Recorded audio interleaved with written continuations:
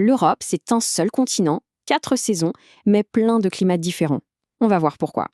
Alors oui, toute l'Europe a bien les 4 mêmes saisons. C'est la base de son climat tempéré. Mais alors comment ça se fait qu'un hiver en Norvège n'a rien à voir avec un hiver en Grèce?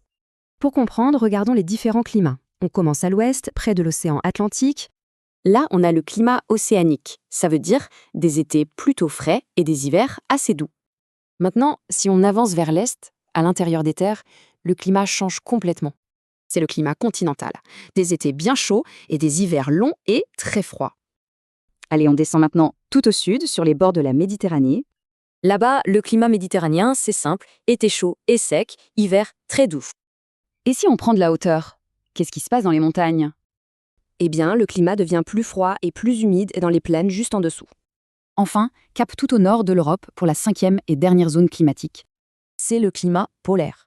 Et là, sans surprise, il fait froid, voire très froid, presque toute l'année. Ok, on a donc 5 climats. Mais d'où vient cette incroyable diversité?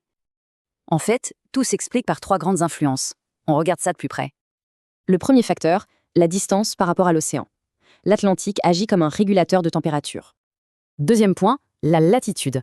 C'est simple, plus on va vers le sud, plus il fait chaud. Et troisièmement, l'altitude. Plus on monte, plus l'air se refroidit. C'est aussi simple que ça. Petite parenthèse intéressante, dans l'hémisphère sud, c'est l'inverse. Leur été, c'est notre hiver. Alors, si on rassemble toutes les pièces de ce puzzle, voilà ce que ça donne.